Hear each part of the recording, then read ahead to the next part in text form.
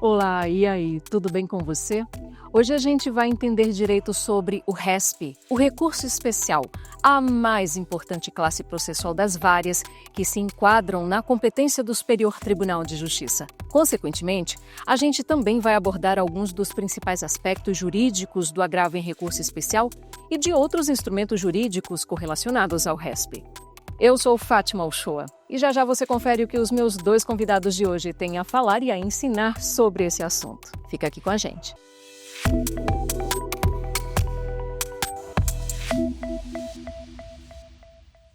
Eu adoro fazer esse convite, já te convido aqui a olhar para o meu telão aqui, porque eu já estou com os nossos dois convidados de hoje. Tenho a honra de entrevistar hoje o Dr. Fernando da Fonseca Gajardoni, ele que é professor, doutor de Direito Processual Civil da USP e juiz secretário judicial da presidência aqui do Superior Tribunal de Justiça. Professor Fernando Gajardoni, muito bem-vindo aqui ao Entender Direito. Muito obrigado, primeiro, pelo convite para estar aqui hoje, para conversar desse tema tão bacana, e segundo, por estar na presença também do meu colega, do professor Rodrigo da Cunha Lima Freire, que é um grande conhecedor do tema. Então, todos nós aprenderemos com ele hoje. Aprenderei e serei aluna de ambos com muita honra aqui, como o professor Gajardoni já antecipou. Estamos também com o nosso outro convidado, ilustre Rodrigo da Cunha Lima, ele que é advogado, parecerista e professor de processo civil.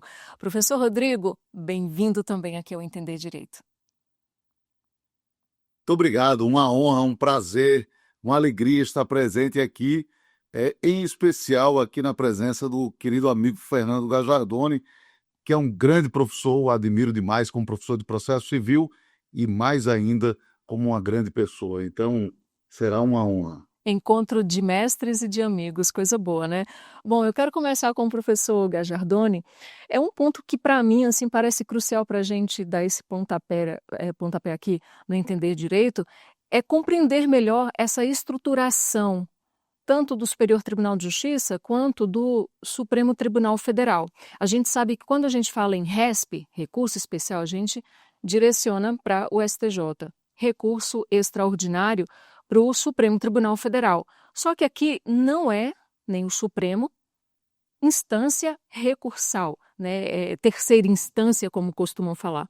Então, eu queria que o senhor explicasse justamente essa diferença, professor Gajardoni, entre cortes, a diferença entre cortes revisoras e cortes de precedentes, para a gente começar essa nossa conversa. Perfeito, essa é uma ótima questão de abertura. Na verdade, quando nós pensamos na estruturação do sistema de justiça brasileiro, a gente pensa numa estruturação toda feita para que haja direito à parte a pelo menos 2 julgamentos. E aí é muito comum, inclusive, se referir à existência no Brasil do tal do princípio do duplo grau de jurisdição. Isto é, as pessoas têm direito a ter a sua causa julgada por um juiz de primeira instância, e se elas entenderem que houve ali algum erro, elas teriam o direito a submeter essa causa a um segundo grau de jurisdição, a um novo julgamento, em tese, feito por juízes mais experimentados, por desembargadores, que ordinariamente têm um tempo de carreira maior do que os juízes de primeiro grau. Ocorre que acima das estruturas do segundo grau, dos tribunais de justiça e dos tribunais regionais federais, nós temos os tribunais superiores, em especial, como você bem apontou, Fátima, o Superior Tribunal de Justiça, que é o responsável por julgar os recursos especiais, e o Supremo Tribunal Federal, que é o responsável por julgar os recursos extraordinários. Ocorre que esses 2 tribunais não podem ser considerados terceira e quarta instâncias. E não o são por uma razão absolutamente simples, porque o acesso a esses tribunais através do recurso especial e do recurso extraordinário se dá em hipóteses muito, muito específicas. O recurso especial, de uma maneira bem global, quando haja ali, né, uma má aplicação da lei federal ou uma divergência de interpretação entre tribunais a respeito da lei federal, e o recurso extraordinário para o Supremo Tribunal Federal, quando haja ali a alegação de ofensa à Constituição. Então, isso é fundamental para nós colocarmos da maneira adequada o debate, para que possamos entender que o acesso aos tribunais superiores deve ser absolutamente excepcional mesmo. É só para casos extremamente complexos e para casos onde haja um interesse nacional no julgamento dessas causas. E aqui é importante destacar que é exatamente por não se tratar de um tribunal de terceira e quarta instância que se configurou o STF e também o STJ para que funcione como corte de precedentes, isto é, como órgãos responsáveis por ditar interpretações finais a respeito, respectivamente, da lei federal e da Constituição Federal e que possam ser aplicadas ou replicadas por todas as demais instâncias. Isso fica bem claro mesmo, né? Não somos aqui nem o Supremo, cortes recursais ou de terceira instância. Muito boa explicação, professor. Agora eu quero conversar com o professor Rodrigo o seguinte, né? A gente tem aqui no nosso sistema judicial a súmula 7 do Superior Tribunal de Justiça, que impede o reexame fático probatório, né? Em termos de matéria fática, aqui isso não é aceito, admitido. Eu queria saber, então, como é que o STJ vem lidando com esses contornos aí legais da admissibilidade para o exame da questão jurídica, principalmente levando em consideração e não ferindo o princípio do contraditório, da ampla defesa? Muito bem, eu acho que a resposta a isso tem tudo a ver com a resposta que foi dada anteriormente pelo professor Fernando Gajardoni. Porque é preciso compreender que STJ e STF são tribunais que existem porque eles proferem decisões paradigmáticas, decisões que vão pautar a sociedade, que vão dar a última palavra a respeito da lei federal e da Constituição Federal. Então, como isso acontece, você tem, obviamente, a excepcionalidade. Daí não é à toa que eles são chamados, o recurso especial e o recurso extraordinário, de recursos excepcionais. E esses recursos, eles exigem a figura do pré-questionamento. Talvez a expressão hoje pré-questionamento não fosse a mais adequada. Por quê? Porque pré-questionamento significa, basicamente, que a decisão do tribunal, a COR, deve ter enfrentado a matéria federal ou constitucional controvertida. E também é por isso que a gente vai ter aí a súmula 7. A súmula 7 se dá por quê? Porque, basicamente, o ministro José Delgado gostava de dizer assim: o STJ é a corte que tem o direito de errar e de acertar pela última vez quanto à interpretação da lei federal. E ele tem razão. Por quê? Porque o STJ e o STF, eles fazem a interpretação pela última vez da lei federal e da Constituição Federal. Eles não estão ali para apreciação de fatos. O fato é um interprocedimental para você chegar à interpretação do direito. O que eles dão, como tribunais de cúpula, como tribunais que proferem decisões paradigmáticas, o que eles fazem é a interpretação da lei federal e da Constituição Federal. Então, por isso é que não há revisão, em princípio, da matéria fática. Não pode ter reexame de prova, por quê? Porque prova se dá em geral sobre fato. Então, é essa a visão. E daí porque essa visão tem sido defendida pelo STJ pela súmula 7. Muita gente critica a súmula 7, como critica a questão do pré-questionamento, mas acontece que eles derivam da própria Constituição Federal, daquilo que está no artigo 105, inciso 3 da Constituição Federal, e nas alíneas A, B e C. Não é? Então, na verdade, nada mais é do que a interpretação da Constituição Federal. A Constituição Federal, nas alíneas A, B e C do artigo 105, inciso 3, não prevê a hipótese da revisão de fato, prevê a análise, a interpretação da lei federal. É isso que ela vai prever, não é? O que acontece muitas vezes é a má aplicação da súmula 7, o que é uma outra coisa. A gente sabe que há uma reclamação muito grande por parte dos advogados de que muitas vezes nos tribunais de origem, quando se faz aquele primeiro juízo de admissibilidade, há uma má interpretação da súmula 7, considerando que tudo é reexame de prova, enfim. Então isso é uma outra história, mas que a súmula 7 é bem aplicada, reflete apenas a letra da Constituição Federal, eu não tenho nenhuma dúvida disso. Ainda com você, professor Rodrigo, então, de um modo geral, né, quais são os pressupostos de admissibilidade do RESP? Então vamos lá. Na verdade, é assim, eu diria que o RESP, se a gente pegar lá o artigo 105, inciso 3, a gente vai ver que o RESP, ele tem pressupostos, que eu chamo assim, pressupostos gerais de cabimento, e tem pressupostos específicos de cabimento que estão lá nas alíneas. Os pressupostos gerais que seriam cumulativos. Primeiro, o pré-questionamento, né? Veja que o dispositivo fala causas decididas. Então, daí vem o pré-questionamento. Eu digo que a expressão hoje não reflete exatamente aquilo que é, porque, no fundo, não significa questionar antes. Significa que a decisão recorrida deve ter enfrentado a matéria federal controvertida. Eu não posso inovar, trazer no recurso especial uma matéria que anteriormente não foi decidida pelo Tribunal ACO. Então, isso é o pré-questionamento. Eventualmente, se o tribunal não fizer isso, é o embargo de declaração para que se tenha com isso aí a decisão do Tribunal ACO, e se não tiver, aí vamos entrar na questão do pré-questionamento ficto. Além disso, o exaurimento das instâncias recursais ordinárias. Eu preciso esgotar os recursos ordinários em sentido amplo. Apelação, agravo instrumento, agravo interno. Esse é um erro que às vezes se comete, né? Antes do agravo interno, já ir direto para o recurso especial. Aí você tem que ter também o que, basicamente, se a gente pegar um inciso, ele vai dizer o quê? Ele vai dizer pelos tribunais regionais federais, tribunais dos estados, do Distrito Federal e territórios. Ou seja, a decisão ACO, ela deve vir de um TJ, de um TRF, não é de um tribunal local. Ah, mas uma decisão de um juiz de direito, não vai caber recurso especial. Uma decisão do TST, não vai caber recurso especial.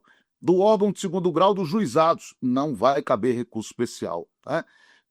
Além disso, a gente tem que ter aqui a matéria de direito, né? Porque não se trata aqui de reapreciação dos fatos. Eu costumo dizer o seguinte, eu me lembro que na época, quando eu era criança, tinha um refrigerante, pelo menos em Natal tinha isso, grapete. E o comercial era assim, quem bebe grapete, repete. Porque a matéria de direito é como grapete, repete. Então é uma matéria que se repete, a matéria de fato não, ela se circunscreve ao caso. Daí porque você tem essa necessidade da apreciação apenas de matéria de direito. Bem verdade que aqui acolá o STJ acaba aceitando um certo reexame de fato. Isso acontece, por exemplo, no caso dos valores para danos morais, né, de indenização ou compensação danos morais, por exemplo. Então aí você tem os pressupostos gerais. Há um outro pressuposto, mas que ainda depende de regulamentação legal, né, que é a relevância da questão federal. Certamente estamos prestes a ter essa regulamentação, e aí será também um pressuposto importantíssimo, levando em conta o que significa recurso especial. E aí os pressupostos específicos estão nas alíneas, basta o preenchimento de uma delas, não é? A violação à lei federal, a Constituição fala, na verdade, assim, contrariar tratado ou lei federal, negar-lhes vigência. Nem precisava falar isso, porque o tratado, para ingressar no país, passa pelo Congresso, e negar vigência não deixa de ser uma forma de violar também, né? Aí você tem a linha B, em que se aplica aí, se dar validade a um ato de governo local contestado em face de lei federal, então, um ato, por exemplo, do governador, enfim.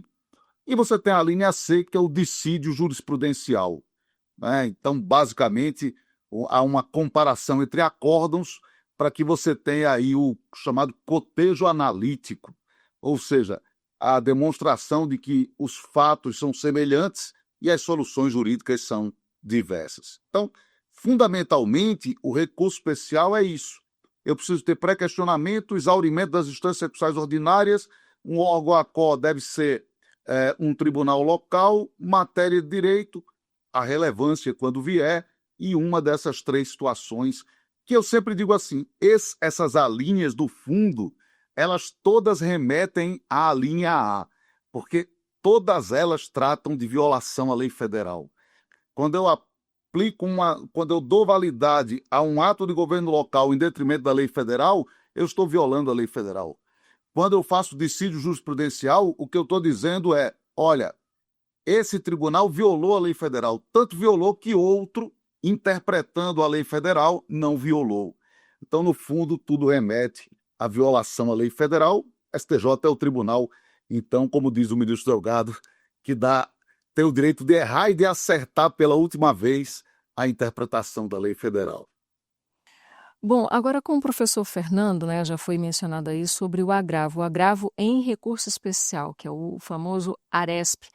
Essa é a classe processual com o maior número de demandas aqui no STJ, representando cerca de 37% do acervo total em tramitação aqui no Tribunal da Cidadania. Então, o que eu queria saber, professor Fernando Gajardoni, o que caracteriza essa classe processual, né? Qual é a função dela no sistema processual? Perfeito. Quando nós temos a interposição de um recurso especial ou de um recurso extraordinário contra um acórdão de Tribunal de Justiça ou de Tribunal Regional Federal, esse recurso extraordinário e esse recurso especial, eles passam por um primeiro juízo de admissibilidade que não acontece aqui no STJ, mas acontece exatamente lá na segunda instância, lá no segundo grau. Então, compete às presidências e vice-presidências dos tribunais analisarem se aquele recurso interposto, especial ou extraordinário, ele preenche esses pressupostos que o professor Rodrigo da Cunha acabou de falar, né? E o que pode acontecer? Pode acontecer do Tribunal de Justiça ou do Tribunal Regional Federal, ao apreciar esse recurso, chegar à conclusão de que aquele recurso ele é inadmissível, porque ele não preenche esses requisitos apontados. Por exemplo, ele, na verdade, quer rediscutir matéria de fato, ele, eventualmente, não teve o pré-questionamento da questão federal ali debatida, ele, na verdade, é um recurso contra entendimento já uniforme no tribunal. Então, isso faz incidir uma série de óbices sumulares. Súmula 7, súmula 282, súmula 83 do STJ. E então, o presidente ou o vice-presidente do Tribunal de Justiça ou Tribunal Regional Federal, ele vai lá e inadmite o processamento do recurso com base no artigo 1030, inciso 5º do Código de Processo Civil. A legislação estabelece lá no artigo 1042 que da decisão do presidente do Tribunal de Justiça ou do vice-presidente do Tribunal Regional Federal que inadmite o recurso com fundamento no 1030, inciso 5º do CPC, cabe o recurso de agravo em recurso especial, se tratar de recurso especial inadmitido, ou cabe agravo em recurso extraordinário, que é o ARE, que a gente fala, né? Aqui é o ARESC no STJ e no STF é o ARA, que é o que ataca a inadmissibilidade do recurso extraordinário. Mas aqui existe um detalhe muito importante, e essa diferenciação é fundamental hoje, não só para o estudante de direito, mas também para o operador do direito. O presidente e o vice-presidente do tribunal, quando ele recebe um recurso especial para analisar, quando ele recebe um recurso extraordinário para analisar, ele pode também dar uma outra solução distinta da inadmissão, com base no 1030, inciso 5º. Ele pode também aplicar aquilo que nós chamamos de negativa de segmento, que tem previsão no artigo 1030, inciso 1º do Código de Processo Civil. E qual que é a distinção entre inadmitir, 1030, inciso 5º, e negar segmento, 1030, inciso 1º?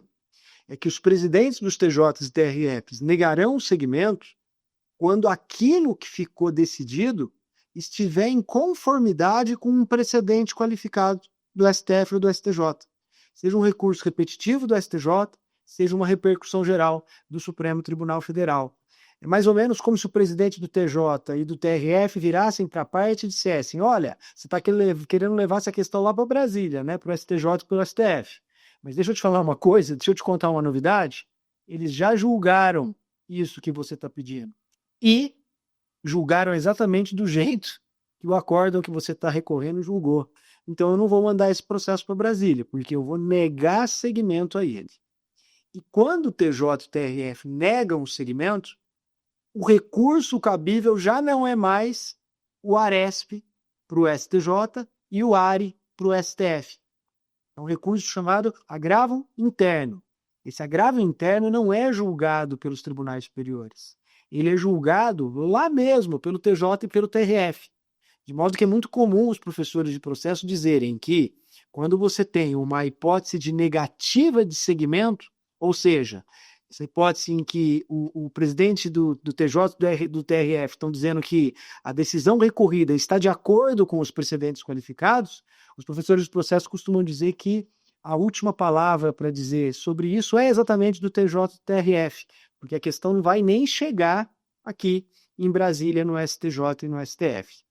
E essa explicação liga com a tua pergunta, porque a tua pergunta, Fátima, pelo menos o início dela, foi a respeito do fato de a gente ter no STJ hoje a maior classe processual ser o ARESP. E de fato é o ARESP. É o ARESP porque o número de inadmissões de recursos especiais e recursos extraordinários, por conta da aplicação dos óbices sumulares e dos pressupostos objetivos e subjetivos apontados pelo professor Rodrigo, o número de inadmissão é muito maior do que o número de admissão. É uma coisa assim, a gente tem um dado estatístico aqui dos últimos 5 anos aqui no Superior Tribunal de Justiça, que a gente tem um número de inadmissão, assim, quase que de admissão de recursos especiais, que é quase insignificante no total dos inadmitidos. Então é mais fácil chegar no STJ pelo ARESP do que pelo RESP, porque a origem bloqueia o processamento dos recursos especiais. Aí, talvez o nosso espectador, o nosso ouvinte possa perguntar, puxa vida, mas não é um exagero inadmitir tanto, né? Com certeza, o número de ARESPs providos, reformados pelo STJ, vai ser muito grande. E aí que todos nós nos enganamos. O percentual médio de reforma de ARESPs, ou seja, em que eles dizem que o Tribunal de Origem errou e que o processo deveria ter subido para Brasília, é em torno assim, de 3 a 4%.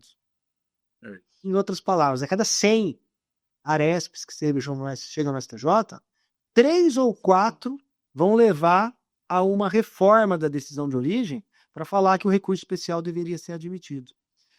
Talvez o grande desafio do Superior Tribunal de Justiça e do Supremo Tribunal Federal, e o Supremo Tribunal Federal nesse aspecto tem feito a lição de casa muito melhor que o STJ, até porque eles têm um instrumento muito importante que o STJ ainda não tem.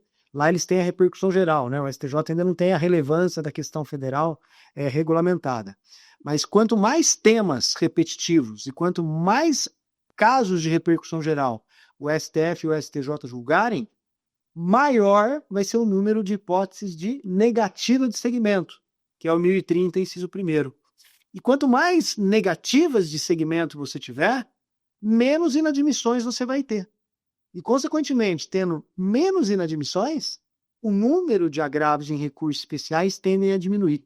Então, para a diminuição desse absurdo número de ARESPs que nós temos no STJ, que hoje representa a classe processual que nós mais temos processos, logo na sequência veio o HC, por incrível que pareça, e o recurso especial é a terceira classe. Veja, o tribunal que foi forjado para julgar recursos especiais acaba tendo o recurso especial apenas como terceira classe processual que mais nós temos aqui. Para que nós consigamos aí reduzir esse número de acervo, a gente precisa aperfeiçoar o sistema de precedentes do sistema judiciário brasileiro, o que passa necessariamente por a gente ter a regulamentação da relevância da questão federal no STJ. Então, basicamente é isso. Professor Fernando, eu quero continuar ainda com você o seguinte, sobre a questão dessa tramitação do ARESP, né? O relator não poderia, em tese, encaminhar diretamente para o colegiado o agravo em recurso especial, porque isso poderia tornar, então, o acórdão nulo? Me confirma isso, por favor. Isso é uma tese.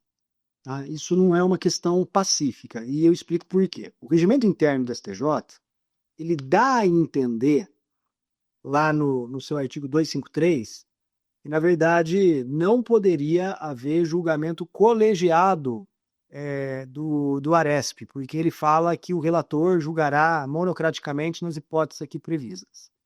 Só que me parece que essa não é a melhor interpretação do artigo 253 do regimento interno do STJ. Veja, se o relator pode o mais, que é julgar monocraticamente, é evidente que ele pode o menos, que é submeter ao colegiado o julgamento do agravo em recurso especial. Não faz, para mim, o mínimo sentido dizer que não possa haver a submissão para o julgamento colegiado. Certamente, os que sustentam uma interpretação literal do artigo 253 do Regimento Interno do STJ, eles estão apegados a uma outra questão, que, na verdade, o Superior Tribunal de Justiça e o Supremo Tribunal Federal entendem que, quando se julga o ARESP, não cabe sustentação oral.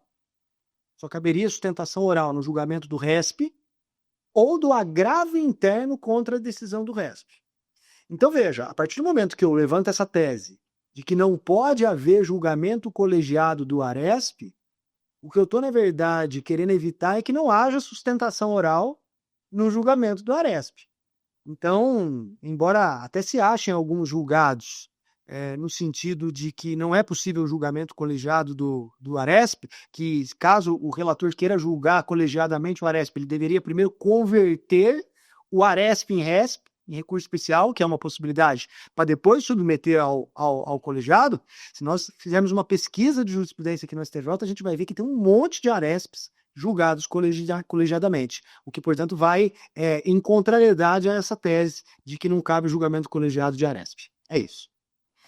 Entendi. Agora, Não sei se o professor Rodrigo concorda comigo, né? Complementar, É importante aqui a gente ouvi-lo também.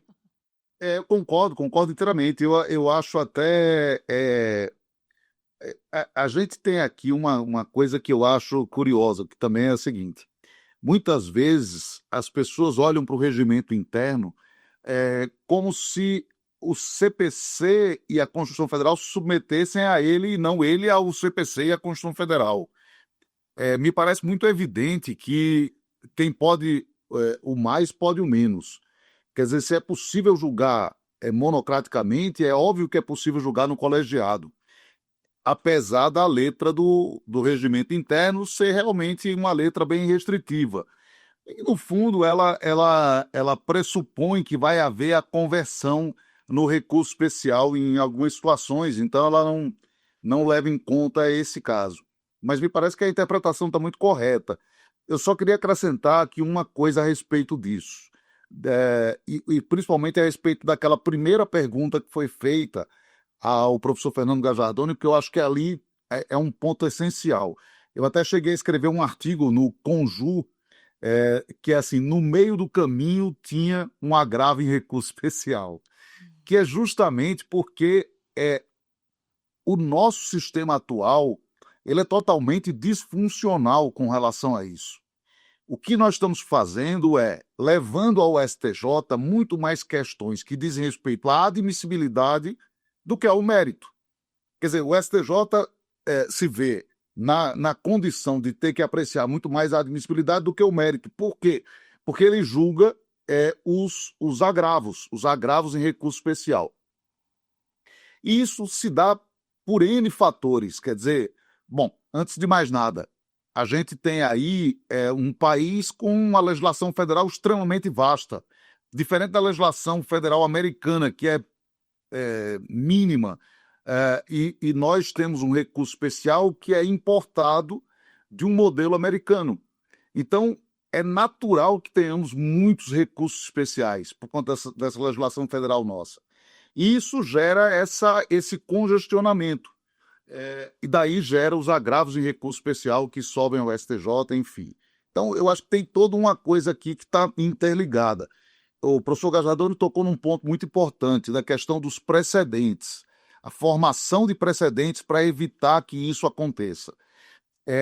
Eu até diria o seguinte, o precedente ele deveria ser visto até de uma maneira mais ampla que essa. Mas ele tem sido visto dessa forma mesmo, como uma espécie de obstativo de recursos especiais. Então, ele, ao invés de ser precedente, ele é um obstativo de recursos especiais, né? Eu acho que a disciplina da repercussão geral pode melhorar isso, deixando o precedente com a sua função, que é uma função muito mais ampla que essa, e criando medidas obstativas aos recursos especiais que não sejam necessariamente pela via do precedente. Então, já que vai se reformar a lei, que se pense, eu acho, em relação a isso, para que as coisas fiquem um pouco mais separadas, né? E não essa mistura porque acaba que o STJ se vê meio que obrigado a formar mais precedentes para evitar o número de agravos em recurso especial e se vê numa certa pressa para a formação dos precedentes, quando não precisaria ter essa pressa, porque o precedente deve ser formado para que ele dure por muitos anos, para que ele tenha uma estabilidade, para que ele crie legítima confiança no sistema, calculabilidade de condutas, enfim.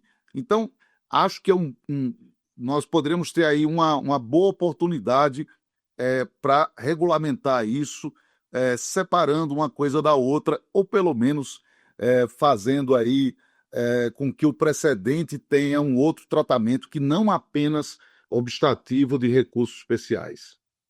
Então, professor Rodrigo, com você, eu queria saber quais são as circunstâncias em que o ministro relator ele pode proferir uma decisão monocrática, né, ou seja, individual, para o julgamento simultâneo aí do ARESP e do próprio RESP. Poderia explicar essa estruturação aí? Claro. Na verdade, você tem aqui, em primeiro lugar, a gente tem o CPC, que trata, no artigo 932, da possibilidade de decisão monocrática. Mas a gente tem o regimento interno do STJ também, que vai tratar a respeito disso. E vai tratar dessa questão, no caso do ARESP, né, quando ele vai ter essa configuração, digamos assim. Né? E aí, deixa eu só dar uma olhada aqui, o artigo 253, ele vai tratar do assunto, distribuído o agravo, ouvido se necessário do Ministério Público, no prazo de 5 dias, o relator pode não conhecer do agravo inadmissível, prejudicado ou daquele que não tem impugnado especificamente os fundamentos da decisão recorrida. Aqui só para inadmissível é que falta um pressuposto recursal.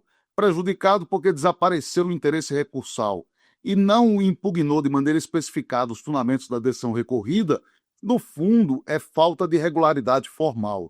Ou seja, bastaria dizer inadmissível. Ele também pode conhecer do agravo para, e aí entra aquele momento em que ele vai ao recurso especial. Para não conhecer do recurso especial, também inadmissível, prejudicado, ou que não tem impugnado os fundamentos da decisão recorrida, para negar provimento ao recurso especial que for contrário à tese fixada em repetitivos ou em repercussão geral, etc. e tal, ou então para dar provimento se o acórdão recorrido for contrário ao julgamento de repetitivos, repercussão geral, etc. Ou seja, contrário ao precedente vinculante. Se o recurso é contrário ao precedente vinculante, ele nega provimento. E se o acórdão recorrido é contrário ao precedente vinculante, ele dá provimento. Né? E ele pode ainda determinar a autuação como recurso especial, não verificada qualquer das hipóteses das alíneas B e C. Né? E aí observa-se a partir daí o procedimento relativo a esse recurso. Ou seja, realmente, se a gente observar a leitura desse dispositivo, a gente percebe que ele não fala na possibilidade do agravo ser julgado no colegiado, né? Porque ou ele vai ser julgado monocraticamente, ou vai ser convertido em recurso especial e julgado também, ou monocraticamente, ou julgado o recurso especial, já não será mais o agravo. Então, ele dá a entender isso, né? Mas, como disse o professor Fernando Gajardoni, concordo inteiramente, é possível também julgá-lo de maneira colegiada. Agora eu quero saber do professor Fernando o seguinte, é um rolo processual, digamos assim, né? Uma situação mais complexa, quando ocorre o seguinte, em um mesmo processo, há recurso especial de ambas as partes, só que um deles é admitido no tribunal ACOR, no tribunal de origem, e o outro não. E mas contra essa inadmissão, então, é interposto o ARESP. Como é que a gente desenrola esse rolo processual, professor Fernando? Então, essa pergunta depende do entendimento que você vai ter sobre a possibilidade de julgamento do ARESP no colegiado, que é aquela pergunta que nós desenvolvemos anteriormente. Existe uma linha que entende que o ARESP não pode ser julgado no colegiado. Então, se você for seguir essa linha, O relator ele deveria, quanto ao ARESP, que ataca a decisão de inadmissão do recurso especial de uma das partes, ele deveria ou julgar monocraticamente e negar seguimento, negar provimento e já resolver a questão ali, e depois ele mandaria o recurso especial admitido para o julgamento colegiado ou decidiria monocraticamente também. Ele tem essas duas possibilidades.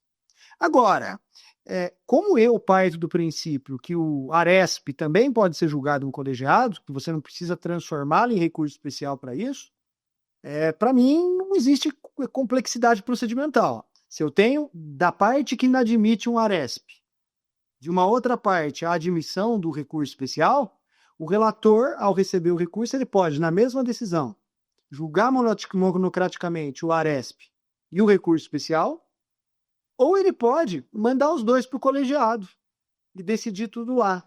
Então, para mim, isso é um falso problema. Uhum. Ainda com você, professor Fernando. Duas terminologias que a academia jurídica, em muitas situações, ela faz distinção: agravo interno e agravo regimental. Quais são as suas considerações sobre? Pois as minhas considerações vão ser, assim, talvez muito ácidas, porque eu acho que não tem diferença absolutamente nenhuma. Por quê? Explico. Porque antigamente não havia... Vamos deixar claro o seguinte. Quando um juiz de tribunal, desembargador, ministro, ele, de segundo grau ou tribunais superiores, né? Quando um desembargador ou um ministro profere uma decisão monocrática, da decisão dele, cabe recurso. Um recurso que a gente chamava de agravo. Qual que é o problema? O problema é que durante muito tempo, esse recurso não tinha previsão na lei. Ele não estava positivado no Código de Processo Civil ou no Código de Processo Penal. E aonde que tinha a previsão dele? Nos regimentos internos dos tribunais. Então eles passaram a ser conhecidos como agravos regimentais, porque eles tinham o berço de nascimento no regimento interno e não na lei. Aí o que aconteceu? Com o passar dos anos, viram que isso funcionava muito bem. E aí as leis vieram a prever o agravo. Esse contra a decisão do relator, dos desembargadores, dos ministros, no âmbito dos tribunais. Só que agora já não dava mais para chamar de agravo regimental, porque você deveria chamá-lo então de agravo legal, já que o fundamento é a lei. Qual que é o problema, entretanto, de deixar só o nome agravo? Porque agravo é gênero. E nós, na história do processo civil brasileiro, já tivemos agravo retido, agravo de instrumento, agravo por petição, agravo nos autos do processo, várias nomenclaturas. Então, para não falar só agravo, e para não chamar de agravo legal, porque todos os agravos decorrem da lei, em tese, a gente passou a dar o nome de agravo interno para esse agravo cabível contra a decisão monocrática dos relatores. E aí, certamente os senhores e as senhoras vão se perguntar, poxa vida, mas por que você está dizendo que é a mesma coisa? Por que ainda continua fazendo essa diferenciação entre agravo interno e agravo regimental? Aqui no STJ, por causa do regimento interno do STJ. Porque o regimento interno do STJ, ele tem, contra as decisões monocráticas proferidas no âmbito criminal, ele dá o nome de agravo regimental. E contra todas as demais decisões monocráticas proferidas fora do crime, a gente dá o nome de agravo interno, que é o nome de CPC, né? 2021 do CPC. Uhum. Então, em apertada síntese, com todo respeito, me parece que não há diferença, depois a gente pode até ouvir o professor Rodrigo o que ele pensa a respeito, mas na verdade a prática, pelo menos do STJ, forjou essa distinção, que quando se trata de recurso contra a decisão do âmbito criminal aqui do STJ, a gente chama de a monocrática atacada por agravo regimental, e quando é do cível ou do direito público, a gente chama de agravo interno. Acho que é isso. Professor Rodrigo. É isso, eu concordo inteiramente. Eu acho que é exatamente isso. Infelizmente, eu tenho notícias que alguns tribunais, por prever no regimento interno a figura, mesmo depois do CPC de 2015, continuam a adotar a ideia de que, quando não previsto no regimento, não caberia o recurso. O que, obviamente, não é o caso mais pós-CPC de 2015, na medida em que o Código prevê o agravo interno, né? Então, independentemente de previsão regimental ou não, previsão regimental é muito mais no sentido do procedimento do que propriamente do cabimento do recurso, né? Mas eu, pelo menos, tenho usado dessa forma. Se é o processo penal, agravo regimental, o STJ tem usado isso, processo civil, agravo interno. No processo civil, espero que não se use mais agravo regimental em lugar nenhum. A gente vai abordar agora sobre as tutelas provisórias no recurso especial, né? Se dividem aí em tutelas de urgência e de evidência e as respectivas subdivisões. Professor Rodrigo, eu gostaria de saber para que servem essas diferentes tutelas provisórias e quais seriam os requisitos fundamentais para que elas sejam concedidas. Muito bem.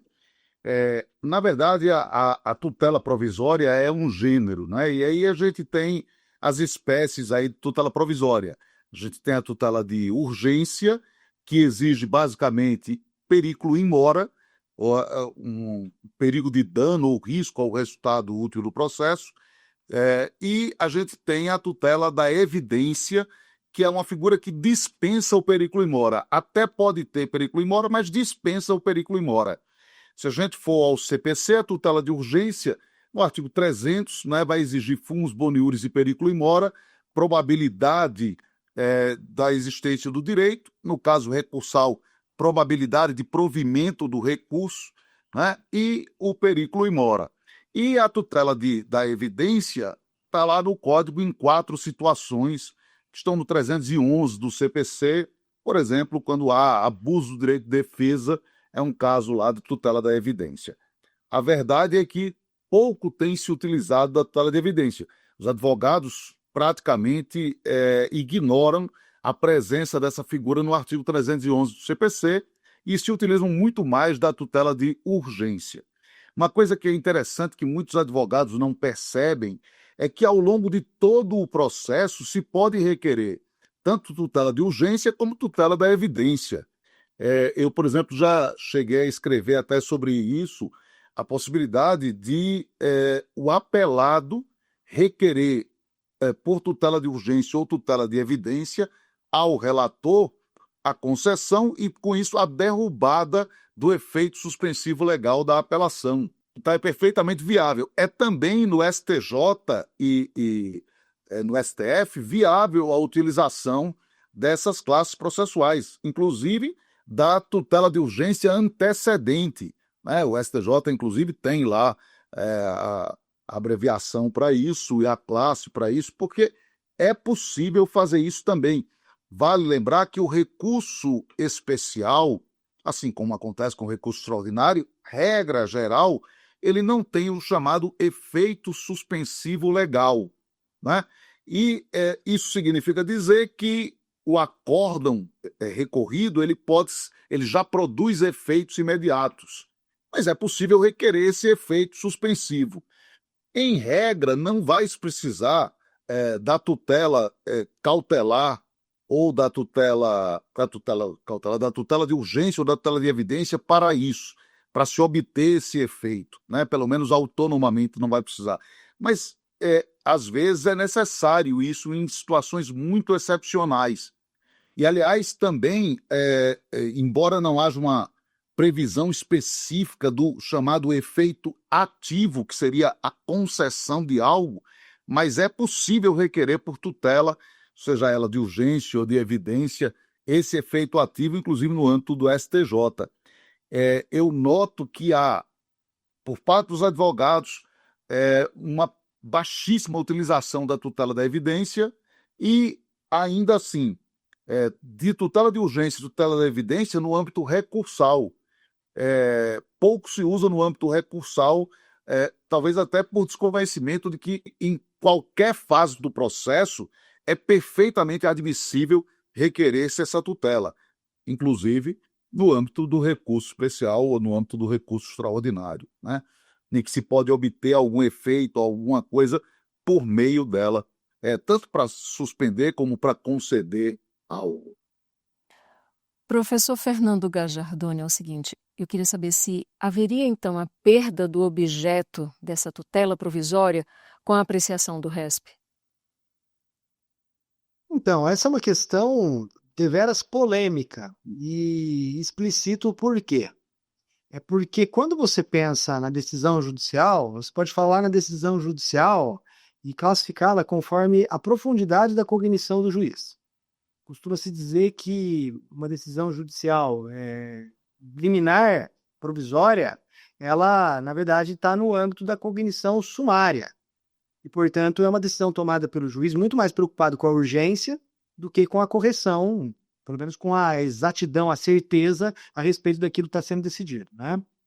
Agora, existe, por outro lado, as decisões proferidas com um juízo de cognição profunda, exauriente, e que, em tese, elas são mais demoradas, porque o juiz reflete mais, vai mais atrás de provas, de argumentos, permite um debate mais acurado, e essas decisões, por outro lado, acabam demorando um pouco mais. Então, talvez o grande sistema ideal seria um sistema que equilibrasse a certeza com a celeridade. Mas com esses dois tipos de tutela é difícil conciliar, porque a cognição sumária ela é mais rápida, mas é menos segura, e a cognição profunda exauriente é mais segura. Por outro lado, como para ter segurança eu preciso de mais tempo, eu acabo tendo um prejuízo aí à celeridade, né? Qual que é a questão? A questão é que muitas vezes os juízes concedem tutelas provisórias, e mesmo com as tutelas provisórias, o processo ele continua sendo julgado, e você acaba julgando, mesmo com uma liminar concedida lá, a apelação, você acaba julgando um recurso especial. E eu tenho para mim que toda vez que você tiver um juízo de cognição exauriente, profundo, não importa o grau, sempre ele prevalece sobre a tutela provisória. Eu acho que o juízo de cognição profunda exauriente, ele faz cessar a tutela provisória. Mas há alguns autores que sustentam que não é o critério da profundidade da cognição que deve prevalecer, e sim o critério da hierarquia. De modo que, em algumas situações, uma tutela provisória proferida, por exemplo, por um tribunal, ela não cessaria quando o juiz de primeira instância proferisse a sentença. Então, essa questão não é uma questão simples, é uma questão polêmica, e exatamente por isso a gente não consegue cravar uma resposta 100% correta. Professor Rodrigo, gostaria de falar alguma coisa sobre? Não, eu concordo, eu acho que é uma questão mesmo polêmica, extremamente polêmica. Me parece que a interpretação mais adequada é a prevalência do grau de cognição sobre o grau de hierarquia. Portanto, é por isso que, por exemplo, pode acontecer a seguinte situação: um juiz concede uma tutela, por exemplo, ocorre a interposição do agravo instrumento, o tribunal reforma aquela decisão, e amanhã, com um grau mais aprofundado de cognição, o juiz vai lá e concede novamente a tutela. É possível? Possível, porque é o grau de cognição aqui que vai prevalecer. O tribunal, quando julgou o agravo, julgou com aquele grau de cognição que era a fotografia daquele momento, não o atual. Então, o que importa para mim é sempre essa questão do grau de cognição sobre o grau hierárquico. No caso aqui do STJ, tem sido comum se dizer que quando você tem o julgamento, aquela tutela desaparece ou perde o objeto, enfim, é o mais comum se dizer isso. Ok.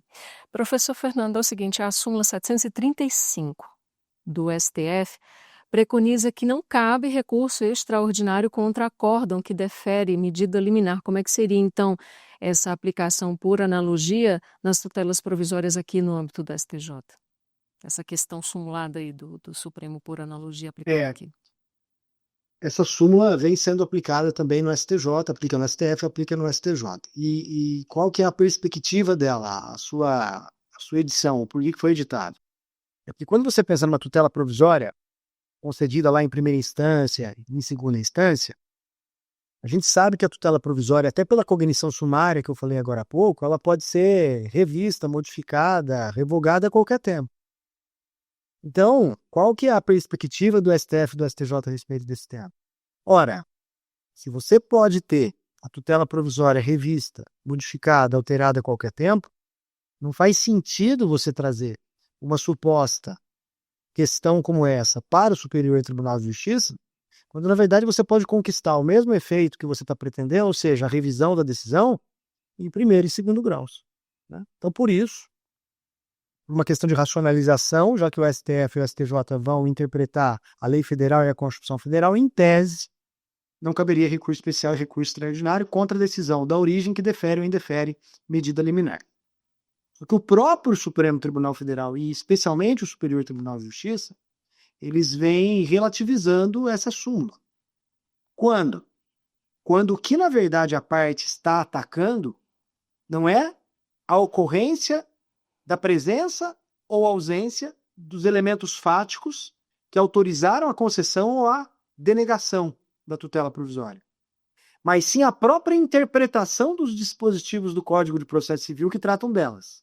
Em outras palavras, não cabe recurso extraordinário, não cabe recurso especial para poder falar, por exemplo, que o juiz errou em conceder ou não conceder a tutela provisória por causa da ausência ou presença de elementos fáticos, porque isso, de todo modo, atrairia, inclusive, a incidência da súmula 7. Porém, cabe extraordinário e especial, em especial o recurso especial, quando a parte ataca a interpretação feita pelo juiz da legislação federal, ou seja, dos dispositivos do CPC 300, 311, 303 que tratam da tutela provisória. Então, essa é uma questão bastante sensível. E essa distinção não é uma distinção fácil de ser feita. Aqui no STJ, me parece que ela tem sido feita com bastante exatidão, né? Uma coisa é você rever se o juiz errou ou não na apreciação da prova para conceder ou não a liminar. Quando o juiz diz que tem verossimilhança ou não tem verossimilhança para conceder uma tutela provisória, ele está certo ou está errado? Não cabe recurso especial. Agora, se você quer dizer que o juiz errou ao interpretar que o artigo 311, inciso 1º, permite tutela da evidência quando há abuso do direito de defesa ou manifesto propósito protelatório do réu, a interpretação desse dispositivo pode ser sindicada pelo STJ através de recurso especial. Então é isso. É porque esse dispositivo, ele guarda íntima relação com a súmula 7, né? Esse dispositivo não, desculpa, essa súmula. Com a súmula 7. E a interpretação na súmula 7 também tem essa questão. Porque, assim, às vezes se diz assim, não, então tudo que diz respeito à prova não cabe recurso especial. Não é isso. Não é isso. Não é? Pode caber recurso especial, sim. Pode caber recurso especial se disser respeito à interpretação da lei federal. A interpretação, o artigo 372 do CPC trata da prova emprestada. Se eu estou interpretando o que é contraditório no 372 do CPC, isso é interpretação da lei federal. Não é reexame de prova, né?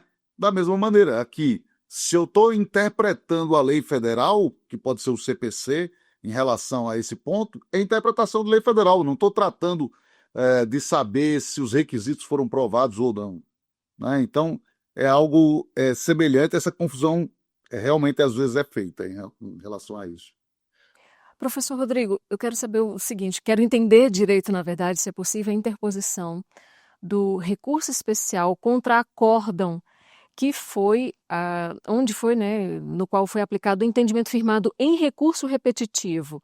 E aproveitando, para quem ainda não sabe, o que seria essa sistemática do recurso repetitivo previsto no CPC. Muito bem. Os repetitivos, eles basicamente...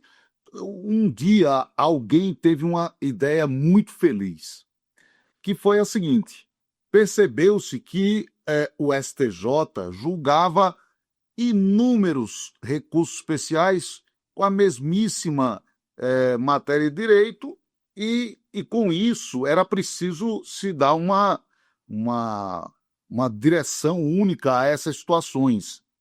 E aí se criou essa sistemática dos repetitivos. Os repetitivos, no fundo, são um julgamento por amostragem. O que se tem aqui é o quê? A seleção de 2 ou mais recursos representativos da controvérsia, né, para que a decisão a respeito deles seja uma decisão que gere um precedente judicial vinculante, além de obstativo aí da subida de recursos especiais a respeito disso. Então, no fundo, é um julgamento por amostragem de recursos especiais, que tenham a mesma controvérsia aí a respeito do direito. O que acontece? O professor Fernando Gajardoni já chegou a falar a respeito disso, mas é interessante esse tema realmente e, do ponto de vista prático, ele tem uma importância muito grande. quando se tem o julgamento em recursos repetitivos e eu interponho um recurso especial e esse recurso especial é contrário ao entendimento firmado pelo STJ nos repetitivos, o que vai acontecer é que o meu recurso especial não subirá. E, nesse caso, vai caber o agravo interno e não o agravo em recurso especial, que necessariamente deve subir. Necessariamente em termos, né? Porque a gente sabe que o STJ também considerou que se ele for manifestamente inadmissível, até pode-se negar seguimento na instância ACO, o que eu discordo aí nesse ponto, mas eu acho que tem decisão sobre isso. Mas vamos lá. Se você tem a interposição do agravo interno, ele vai ser julgado pelo tribunal de origem, né, o TJ, o TRF. A grande discussão, e o professor Fernando tocou nesse ponto, é se desse agravo caberia alguma coisa, né? E essa realmente é uma discussão enorme.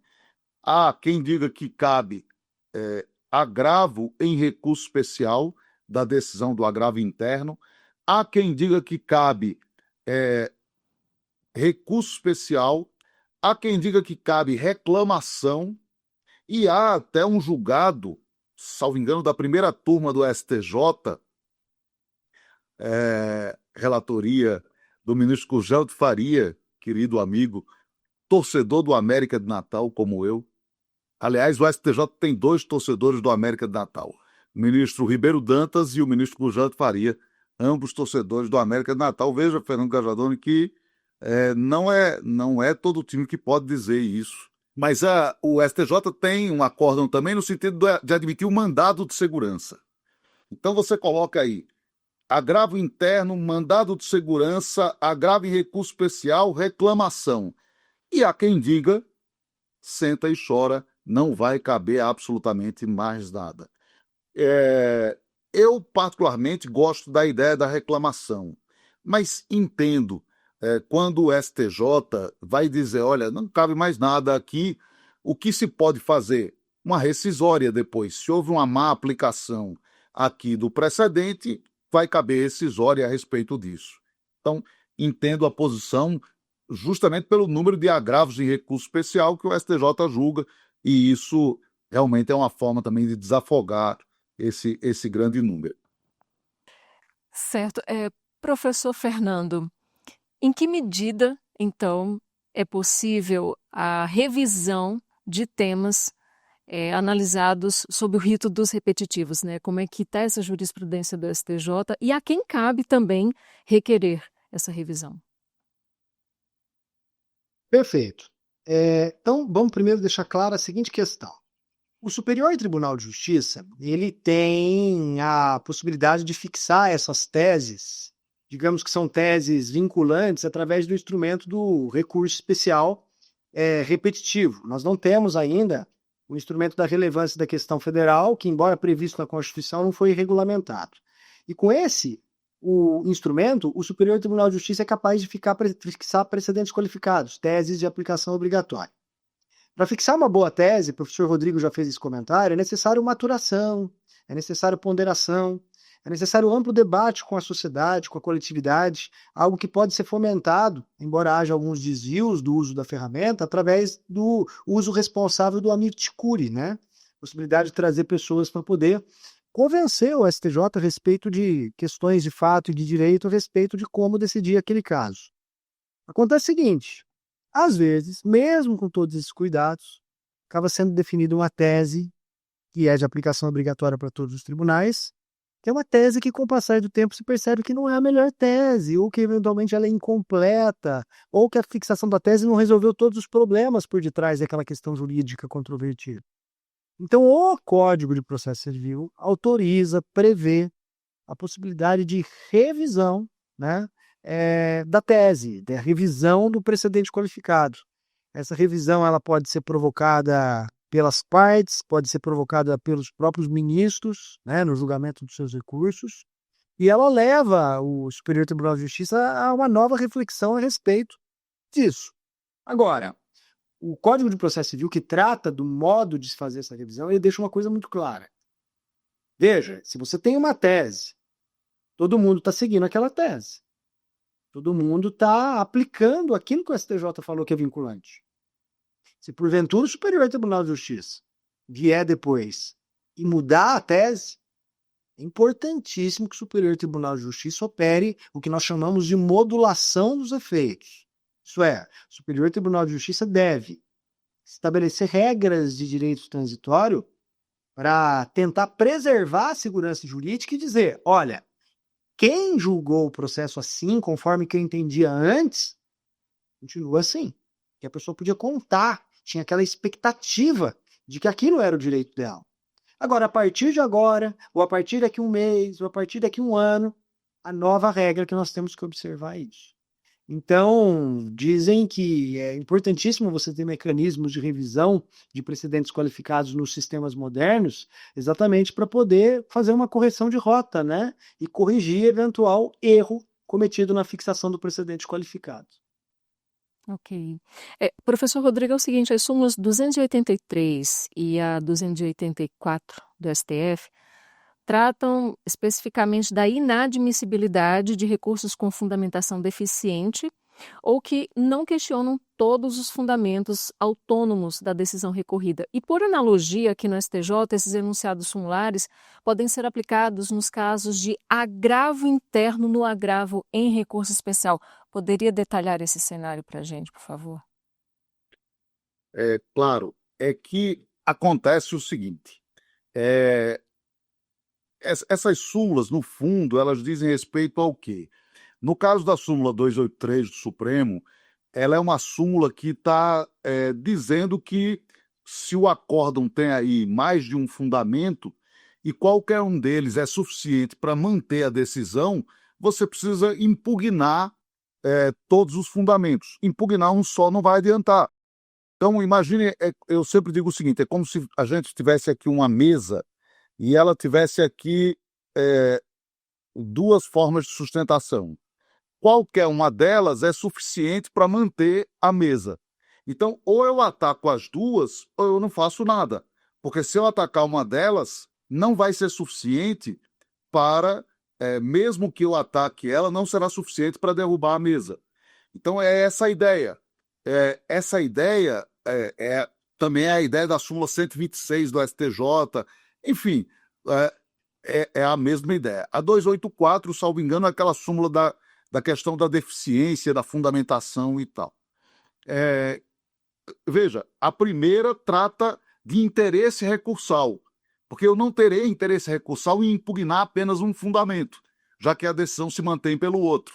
E a segunda trata de regularidade formal, né? Basicamente de regularidade formal. Então, o que acontece? Quando a gente vem aqui para o âmbito do STJ, existe uma situação que pode acontecer, que é a seguinte: você tem mais de um fundamento. E aí a pessoa agrava atacando apenas um dos fundamentos. Ela não faz a impugnação de todos eles, podendo aquele outro manter a decisão.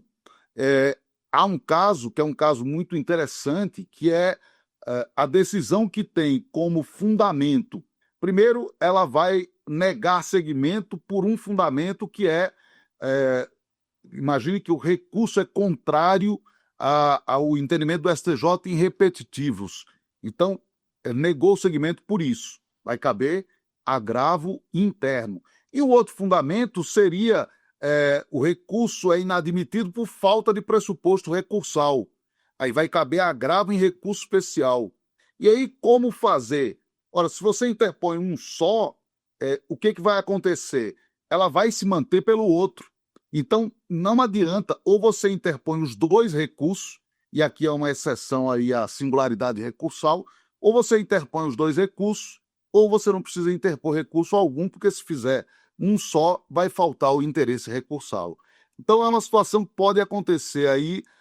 E outra coisa que é muito importante sempre lembrar, porque isso no âmbito do STJ tem uma importância muito grande. Em todo e qualquer recurso, você deve atacar de maneira especificada os fundamentos da decisão recorrida. O que se nota muitas vezes são os advogados fazendo o quê? Copiou e colou do recurso anterior. Então, por exemplo, se tem uma decisão monocrática e aí a parte faz o agravo interno contra essa decisão monocrática, repetindo o recurso anterior, ao invés de atacar os fundamentos da decisão recorrida de maneira específica. Então, isso é muito comum, esse tipo de situação, gerar a inadmissibilidade do recurso, que, no fundo, é por falta de regularidade formal. Então, no âmbito do STJ, tem que se ter esse cuidado, aliás, se deve ter com todos os recursos, não apenas os recursos no STJ.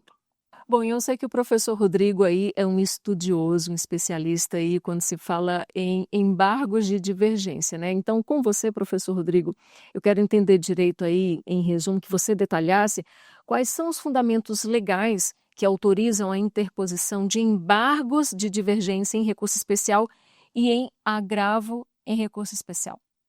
O que acontece? Os embargos de divergência são um recurso para dissipar o dissídio jurisprudencial interno. Vou ficar aqui no âmbito do STJ, isso também poderia ser no âmbito do STF, mas no âmbito do STJ você vai ter embargos de divergência quando, no julgamento de recurso especial, a decisão do órgão colegiado fracionário diverge da decisão de outro órgão colegiado fracionário do mesmo tribunal. Então, por exemplo, a primeira turma ela tem um entendimento e a segunda turma do STJ tem um entendimento diverso a respeito daquele mesmo assunto. Ou seja, situações de fatos similares e soluções jurídicas diversas. Então, você vai ter aí essa situação. Uma coisa que é importante dizer, o STJ ele chega a admitir, sim, no caso de agravo interno, o cabimento também de embargos de divergência, desde que nesse agravo interno tenha se julgado o mérito do recurso especial. Então, se isso tiver ocorrido, no caso do agravo em recurso especial, em geral, não se admite. Mas a gente sabe que se admite esse julgamento em conjunto com o recurso especial, e aí é possível também você ter um julgamento de mérito do recurso especial e aí o cabimento dos embargos de divergência, né? Uma coisa que também é importante sobre os embargos de divergência é que você tem que ter o mesmo grau de cognição entre os acórdãos que você vai comparar, o acórdão recorrido e o acórdão paradigma, né? Então, ambos devem ser acórdãos de mérito, ou pelo menos um deles ele julgou o mérito, mas rotulou de inadmissibilidade. Ou seja, ele enfrentou a controvérsia, embora, do ponto de vista formal, não tenha se apresentado como um julgamento de mérito. Então, se isso acontece, também cabe embargos de divergência. O que o STJ não admite, e de fato o CPC não prevê, o CPC prevê que os embargos de divergência podem tratar de matéria de direito material ou processual, mas ele não prevê, de fato, até houve a revogação de um dispositivo sobre isso, acórdãos que tratam de admissibilidade. A comparação entre acórdãos que tratam de admissibilidade, isso não há previsão aí no Código a respeito disso, para os embargos de divergência. Aliás, é bastante comum as pessoas quererem discutir a súmula 7 ou coisas assim, por meio de embargos de divergência, mas não é viável a interposição dos embargos de divergência nesse caso. Quero continuar ainda com o especialista em embargos de divergência, com você, professor Rodrigo, por favor. Quero saber se os embargos de divergência, eles produzem precedente vinculante. Esse é um belo tema. Eu já há algum tempo eu defendo essa ideia de que os embargos de divergência produzem sim precedente judicial vinculante. Antes de mais nada, não é a ideia que tem prevalecido até então no âmbito do STJ, nem no âmbito do STF. E não é à toa que o STJ, por vezes, ele faz o quê? Aquele julgamento que foi feito em embargo de divergência é, mais adiante, praticamente repetido, né, no julgamento de repetitivos. Por quê? Para que você tenha aí a formação do precedente judicial vinculante e tenha aí o impedimento, né, obstar aí a subida dos recursos especiais a respeito daquele assunto. Então, não é um entendimento que tem prevalecido até então, mas eu entendo que sim, e por quê? Vamos lá. Se a gente for ao artigo 927 do CPC, ele vai dizer que a decisão do plenário ou do órgão especial, e aqui entra a Corte Especial do STJ, é precedente judicial vinculante. No mínimo, vincula os órgãos internos que estão submetidos a esse colegiado ou que estão hierarquicamente vinculados a esse colegiado. Então, ministros, turmas, enfim. E mesmo isso o STJ não tem considerado, o que me parece equivocado, porque está no 927 previsão expressa da lei, né? Além disso, e as decisões, quando a gente fala de decisões das sessões do STJ, a sessão em direito material, a sessão é a última instância do STJ, é a instância máxima do STJ. Então ela funciona aqui como a Corte Especial. Ela vai funcionar da mesma maneira que a Corte Especial. Então, por equiparação, você tem a mesma aplicação aqui do que diz o 927 para a decisão de Corte Especial. Além disso, não me parece nem um pouco razoável que existam tribunais de cúpula do Poder Judiciário que deem a última palavra a respeito da lei federal ou da Constituição Federal e que essa decisão dada de maneira uniforme pelo tribunal, já que julgada em embargos de divergência, que essa decisão não deva ser cumprida ou seguida ou observada por todos os juízes e tribunais. Isso não me parece razoável. Veja, é a competência desses tribunais que está na Constituição Federal, a atribuição dada a eles para essa interpretação. Do contrário, não faria sentido a existência desses tribunais se não fosse para cumprir ou para seguir ou para observar essas decisões. Então, ao meu ver, há sim a formação de precedente vinculante. Alguém poderia dizer assim, não, mas não vai obstar a subida de recursos especiais. Não vai obstar a subida de recursos especiais. Mas isso não é caracterizador de precedente judicial vinculante. Necessariamente obstar a subida de recursos especiais, né? Aliás, a decisão do IAC, o Código não fala nada a respeito disso e é precedente vinculante. Alguém dirá, mas não vai caber reclamação.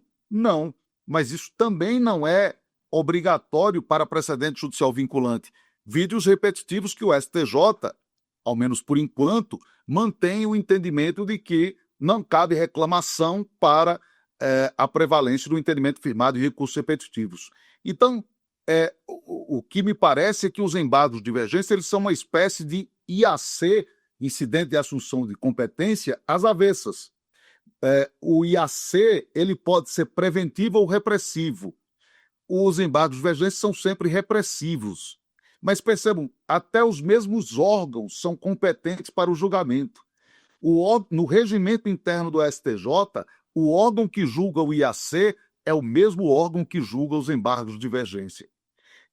Eu recentemente enviei um artigo numa coletânea coordenada pelo ministro Mauro Campbell Marques, falando sobre a possibilidade que foi aventada pelo professor Fábio Monerá num evento que eu participei, o professor Gajardoni participou, as Jornadas de Direito Processual do IBDP, sobre a possibilidade de se suscitar o IAC em embargos de divergência para a formação do precedente judicial vinculante. Eu não acho impossível isso. Não acho impossível. Acho que é desnecessário, pelo menos para a formação de precedente vinculante, porque eu defendo que os embargos sozinhos podem formar o precedente vinculante. Mas não acho inviável isso. A única peculiaridade que existiria é que não haveria uma assunção de competência, porque nenhum outro órgão assumiria a competência anteriormente atribuída à seção ou à corte especial. Quem julgaria é o mesmo órgão, a mesma seção ou a mesma corte especial. Mas acho possível. E interessante notar que o STJ já admitiu embargos de divergência repetitivos. embargos divergentes sob o regime dos repetitivos, o que também não é nem um pouco impossível, já que os repetitivos, em geral, são destinados ao recurso especial, mas, obviamente, você pode ter aí o agravo em recurso especial, você pode ter também os embargos divergentes. Então, eu tenho realmente um amor por essa tese. Eu acho que ela define o que é um tribunal de cúpula. Ele é um tribunal para proferir decisões paradigmáticas, não para ser uma terceira ou quarta instância recursal. E se ele profere decisões paradigmáticas e profere aí pela sua corte especial ou pela sessão numa matéria que não vai chegar à corte especial, essa decisão é para ser observada por todo o sistema, inclusive pela Fazenda Pública, pelos atores todos que compõem aí o sistema jurídico. Vamos lá então com o professor Fernando. É o seguinte, aqui o STJ, a gente tem assessoria de admissibilidade, recursos repetitivos e relevância ligada à presidência da Corte. É interessante, então, eu gostaria, inclusive, de você, professor Fernando, explicar, porque muita gente já pensa que lá há o julgamento ali de mérito, né? Já conclui que há essa análise de mérito lá nessa assessoria. E isso não procede, né? Perfeito, excelente questão. No âmbito do STJ, e não é diferente no STF, tá? O regimento interno de ambos os tribunais permitem que a presidência do tribunal faça uma análise prévia dos recursos especiais e dos agravos em recursos especiais que aqui aportam. E com que objetivo? Com o objetivo de eliminar aqueles recursos que são manifestamente incabíveis, manifestamente inadmissíveis. E com isso, aliviar a carga de trabalho dos gabinetes dos ministros e das ministras. Porque aí eles podem fazer o quê? Eles podem cuidar com mais afinco, com mais atenção, daquilo que existe ou que tem alguma viabilidade de ser apreciado. Então, no âmbito da presidência, foi montada aqui uma estrutura chamada ARP, que é essa Assessoria de Admissibilidade, Recursos Repetitivos e Relevância, que para alguns é a ARP e para outros é a ARP, se usar o sotaque como o meu, por exemplo, do interior de São Paulo. Mas o que é interessante destacar? É interessante destacar que não existe nenhum tipo, neste instante que nós estamos conversando, de inteligência artificial, de robozinho, de aplicação de óbice. Esse trabalho da ARP é todo feito manualmente. Portanto, não existe o tal do robozinho da súmula 7, que é para barrar tudo, o robozinho da súmula 83. Não, nada disso. E como funciona a ARP? A ARP trabalha num sistema de automação. Ela divide a análise dos ARESPs e dos RESPs em 3 etapas. Numa primeira etapa, faz lá verificação de tempestividade, de preparo. Não tem, já mata ali, né? Numa segunda etapa, ela vai verificar se incide, eventualmente, algum óbice sumular. E na terceira etapa, ela vai verificar, eventualmente, se existe a compatibilidade ou incompatibilidade daquilo que restou decidido com algum precedente.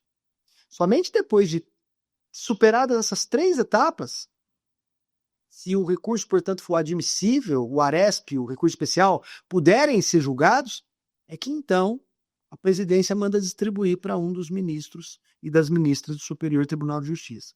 Esse setor aqui para o STJ é um setor fundamental, ele é tão importante, e esse dado é muito interessante, professor Rodrigo. Ele é responsável, a assessoria, obviamente o presidente, mas com o apoio dessa assessoria, por praticamente resolver em torno de 25% a 30% de todos os processos RESPs e ARESPs que entram no tribunal. E aí os senhores devem dizer assim, poxa vida, mas deve ser um serviço bem mal feito. Muito pelo contrário. Um serviço de excelência. E como que a gente afere isso? Porque da decisão dada pelo presidente, na condição de órgão responsável por fazer esse filtro inicial, as partes que não se sintam, obviamente, convencidas do acerto da decisão podem apresentar agravo interno. Aquele agravo interno contra a decisão monocrática que nós falamos há pouco. Esse agravo interno não é julgado pela presidência, aí sim ele é distribuído. O presidente não julga o agravo interno, ele é distribuído para os colegiados. E o percentual de manutenção dessas decisões da presidência, que inadmitem, que negam seguimento a ARESPs e RESPs, alcança em torno de 95% a 97%. Ou seja, apenas 3% a 5% das decisões da presidência acabam sendo reformadas no julgamento dos agravos internos. Essa estrutura é importante de dizer, ela não é apenas do STJ, no STF também acontece isso. Também é a presidência do STF que faz esse filtro inicial. E eu confesso que tanto lá quanto aqui, se não fossem essas estruturas vinculadas à presidência, o tribunal teria muita dificuldade em dar vazão à pleiade enorme de processos que eles recebem. Professor Fernando, ainda com você, eu gostaria de saber de que maneira o STJ vem lidando, né, se posicionando com a questão da fungibilidade recursal. Esse termo significa o quê? Que é a substituição de um recurso por outro em casos de erro na interposição do recurso especial, né? Então, eu queria que o senhor, por favor, explicasse como é que o STJ vem se enquadrando ou se posicionando em relação a isso. De um modo geral, tanto a doutrina quanto a jurisprudência, embora com alguma divergência mais na doutrina do que na jurisprudência, se posiciona no sentido de que para a aplicação do princípio da fungibilidade, que é exatamente essa possibilidade de receber o recurso errado pelo certo, né, fazer a correção do erro, na verdade teria necessidade de observância de dois grandes requisitos, né? O primeiro seria o requisito da dúvida objetiva. Isto é, você precisaria ter efetivamente uma dúvida a respeito do cabimento ou não cabimento do recurso A ou do recurso B, e que geraria aí, portanto, uma controvérsia a respeito de qual é o recurso cabível contra aquela decisão. Não poderia, por exemplo, ter erro grosseiro, né? A dúvida objetiva, ela afastaria a hipótese do erro grosseiro. Se todo mundo concorda que contra a decisão A cabe o recurso A, se a pessoa interpusesse o recurso B, a consequência é que não deveria ser admissível, não poderia se aplicar a fungibilidade, porque o erro foi grosseiro, já que não havia dúvida nenhuma a respeito daquilo. E o segundo requisito seria que o recurso fosse interposto no prazo do certo. Você, por exemplo, você tem um recurso com prazo de 5 dias e outro no prazo de 15 dias, se você interpusesse o recurso errado, você teria que interpor no prazo do recurso certo, para evitar que você usasse, né, o estratagema de dizer que deveria ser aplicada a fungibilidade quando você teria perdido o prazo para o recurso correto. Acontece o seguinte, as hipóteses de fungibilidade recursal hoje são muito raras, porque com o passar dos anos e com digamos assim, o aperfeiçoamento da jurisprudência e da legislação, o regime recursal no Brasil hoje ele é mais claro quanto ao cabimento. Sabe-se que de sentença cabe apelação, de decisão interlocutária cabe agravo de instrumentos, né? E contra despachos, ordinariamente, não cabe recurso absolutamente nenhum, né? O STJ admite a aplicação da fungibilidade. Posso dar um exemplo para todos os senhores e as senhoras. O Superior Tribunal de Justiça, inclusive com base no CPC, ele costuma receber e transformar embargos de declaração em agravo interno quando verificar que a parte, na verdade, não está querendo um esclarecimento de obscuridade, de omissão. Na verdade, a parte está querendo reformar a decisão. Então, ele faz o recebimento de um por outro e manda a parte complementar as razões. O Superior Tribunal de Justiça admitia até pouco tempo atrás o cabimento de recurso de apelação quando o juiz de primeiro grau julgasse a primeira fase da ação de exigir contas.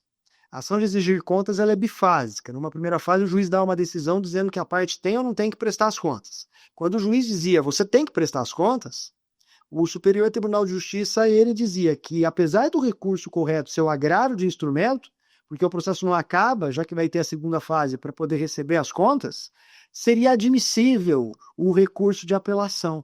Por quê? Porque no regime do CPC de 73, nós tínhamos duas sentenças, uma da primeira fase e uma da segunda fase. No CPC de 2015, essa primeira sentença foi substituída por uma decisão interlocutória.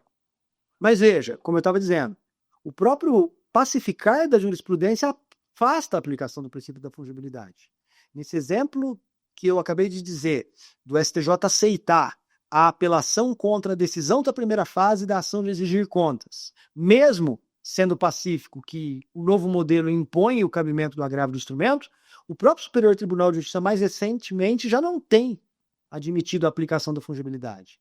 Ele tem dito, olha, quando saiu o CPC de 2015, havia dúvida objetiva, se era agravo de instrumento ou apelação contra essa decisão. Mas agora, depois de eu ficar 3, 4, 5, 10 anos falando que estava errado, que é agravo de instrumento, não faz mais sentido continuar admitindo a apelação. Mas, em resumo, o STJ admite a fungibilidade, mas cada vez fechando mais. A gente já está se aproximando. Só uma, Por favor, por favor. não, só um adendo rápido aqui sobre isso. O STJ tem admitido a fungibilidade numa situação bastante curiosa, quando há um erro na denominação do julgado. Então, imagine que o juiz, por exemplo, chamou de sentença uma decisão interlocutória e a parte, por isso, apelou. E o STJ, em algumas decisões, tem dito, olha, nesse caso, apesar de não ter exatamente uma dúvida objetiva, mas é uma situação de aplicação, porque o juiz induziu a parte a erro. Então, em razão disso, aplica-se aí a fungibilidade. Então, é um caso bastante interessante, bastante curioso, que o STJ tem admitido a fungibilidade. E teve um caso também muito interessante que ele admitiu, mas admitiu apenas até formar o precedente, que foi a situação da decisão do juiz que nega, que inadmite a apelação. E aí, nesse caso, se dizia, mas será que cabe agravo? Será que cabe reclamação? Será que cabe correição? E o STJ disse, olha, na verdade, cabe reclamação. Mas, no caso da execução, cabe também o agravo. E, para as situações anteriores à formação do precedente, admite-se a fungibilidade. Uma situação interessante em que o STJ firmou essa fungibilidade, porque reconheceu que antes da formação do precedente existia a dúvida objetiva. Muito interessante mesmo, professor Rodrigo. Bom, mas como eu gosto de falar, né? A gente já está aí no finalzinho da nossa aula, também da nossa entrevista e da nossa aula, e eu quero ouvir de ambos, né, a opinião de vocês sobre quais seriam as perspectivas futuras para o manejo do recurso especial aqui no STJ, considerando aí as tendências, né, da jurisprudência. Começando então com você, professor Rodrigo.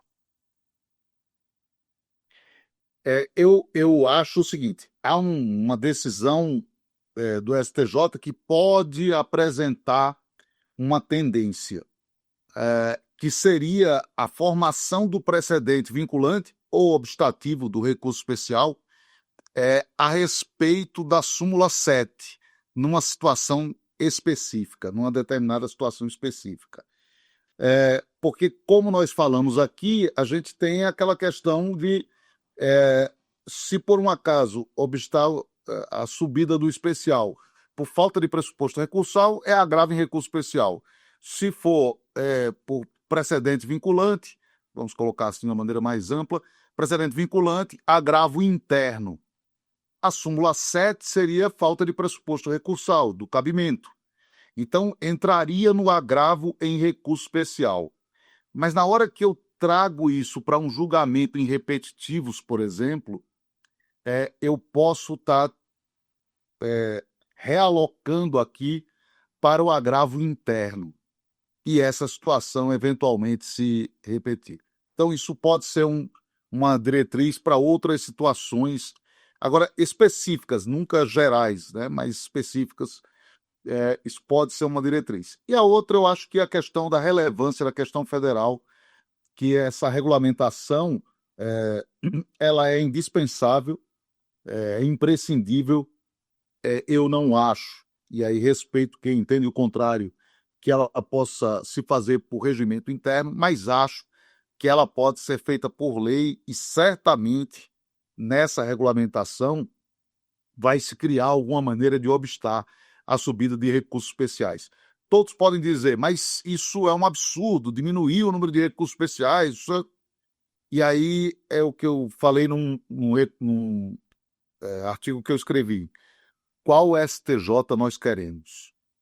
Nós queremos o STJ terceira instância ou nós queremos o STJ das decisões paradigmáticas?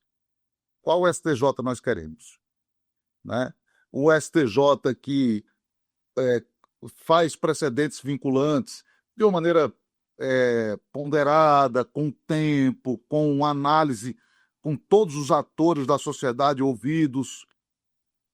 STJ que julga um número descomunal de recursos e forma precedentes vinculantes julgando esse número descomunal de recursos. Qual STJ nós queremos? Professor Gajardoni, por favor.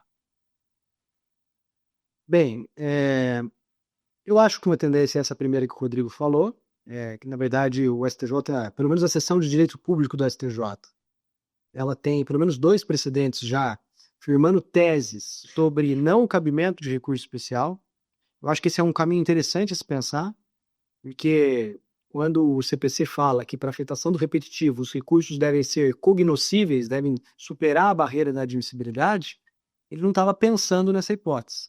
Então, me parece que é uma interpretação proativa da legislação e que permitiria ao STJ, em tema repetitivo, ele dizer que determinado caso não pode vir para o STJ apreciar porque é súmula 7. O exemplo clássico é o caso do ministro Paulo Sérgio Domingues, tem um também relatado pela ministra Maria Tereza de Assis Moura, mas esse do ministro Paulo Sérgio Domingues é muito interessante porque ele disse basicamente o seguinte: olha, se você está trazendo um recurso especial aqui para o STJ para poder discutir se você é inválido ou não para fins de aposentadoria por invalidez ou auxílio-doença, previdenciário ou acidentário, isso perpassa pela análise do laudo, das provas, e, portanto, isso é matéria de fato. STJ interpreta a matéria jurídica, não de fato. E, portanto, não adianta vir aqui com recurso especial porque eu não vou conhecer. Milhares de processos que chegam no STJ todo ano, com pessoas querendo rediscutir a conclusão do laudo pericial na origem desses temas. Então, assim, é muito importante que você tenha esse tipo de precedente formado negativos, digamos assim, sobre o não cabimento do recurso especial. Eu sou muito simpático, eu acho que isso pode melhorar muito a qualidade da tutela jurisdicional do STJ. O segundo é a questão da relevância da questão federal. O que todos nós temos que entender é o seguinte: constitucionalmente, o desenho constitucional do STJ é funcionar com uma corte de tríplice função. O Superior Tribunal de Justiça, ele é, primeiro, uma corte de ações originárias. Em determinadas hipóteses, o Superior Tribunal de Justiça tem que julgar determinadas autoridades ou determinadas ações que a Constituição quis que ele julgasse originariamente. Então, por exemplo, a gente tem ações penais contra governadores, conselheiros de tribunais de contas, desembargadores, todos aqui no STJ, essas ações penais. Você tem homologação de decisão estrangeira, você tem suspensão de liminar em sentença, quando o fundamento seja matéria de direito federal. Então, isso é naturalmente começado no STJ. Então, o primeiro papel é funcionar como corte de ação. O segundo papel é funcionar, sim, como corte de revisão. O Superior Tribunal de Justiça tem esse papel constitucional quando ele julga o recurso especial, por exemplo, para poder dirimir uma divergência jurisprudencial entre 2 tribunais, para verificar se houve a má aplicação da lei federal por um tribunal. Portanto, tem esse papel revisional, recursal. E existe um terceiro papel, que é o de funcionar de corte de precedentes, fixar teses para aplicação para todos os órgãos do superior do sistema de justiça brasileiro. Qual é o problema hoje que a gente tem na STJ? Que está completamente desequilibrado. Você tem uma corte que 80%, 90% do que ela faz é julgar recurso, revisão, funcionar como corte de revisão. 8% é julgar a ação originária. E 2% fixar a tese. Então, o que a relevância da questão federal pode trazer para o STJ? A inversão. Não para que 90% seja tese e o resto... Não, mas pelo menos diminuir o gap, a distância que tem entre esses 3 papéis. E a relevância da questão federal, ela deve ser projetada, espera-se que ela seja projetada, quer dizer, isso é uma decisão do STJ e do Parlamento, nos moldes do que o Supremo Tribunal Federal hoje faz com a repercussão geral. A relevância não vai funcionar se ela for só filtro recursal. Ela tem que ser um instrumento que permite ao STJ fixar precedentes qualificados, igual o STF faz na repercussão geral. Porque aí sim a gente vai conseguir, primeiro, racionalizar a atividade do STJ. Segundo, racionalizar o sistema de justiça brasileiro. E terceiro, tratar com igualdade o jurisdicionado, que no final das contas é isso que interessa. Eu quero que o indivíduo que entre com a ação na vara A seja tratado do mesmo jeito que o indivíduo que tem a situação semelhante e que o processo está na vara B. Eu não posso admitir que um sujeito ganhe e outro perca. E quando você permite a formação de precedentes qualificados em maior escala, o que na verdade você está fazendo é prestigiar a Constituição Federal, que fala que todo mundo tem que ser tratado com igualdade. Então me parece que as perspectivas futuras para o recurso especial, diante desses 2 pontos apontados pelo professor Rodrigo, com os quais eu concordo, são positivas. A gente tem a possibilidade num futuro, não vou dizer tão próximo, mas num futuro de médio prazo, haver não só uma reformulação do sistema de justiça brasileira a partir da ótica dos precedentes, mas também uma reformulação do próprio modo de ser e de se ver o Superior Tribunal de Justiça. Ok. E hoje a gente entendeu direito sobre RESP e ARESP com o professor Fernando da Fonseca Gajardoni, a quem eu agradeço mais uma vez a participação e pela aula também. Muito obrigada, professor. Prazer, muito obrigado pelo convite. Também agradeço a participação dele, o professor Rodrigo da Cunha Lima. Muitíssimo obrigada em meu nome e em nome de toda a equipe aqui do Entender Direito. Eu que agradeço, foi um prazer muito grande. Mais uma vez e sempre, muito obrigada pela participação de ambos aqui no Entender Direito de hoje. E a você aí do outro lado, claro, né? Eu também agradeço por ficar aqui comigo até agora.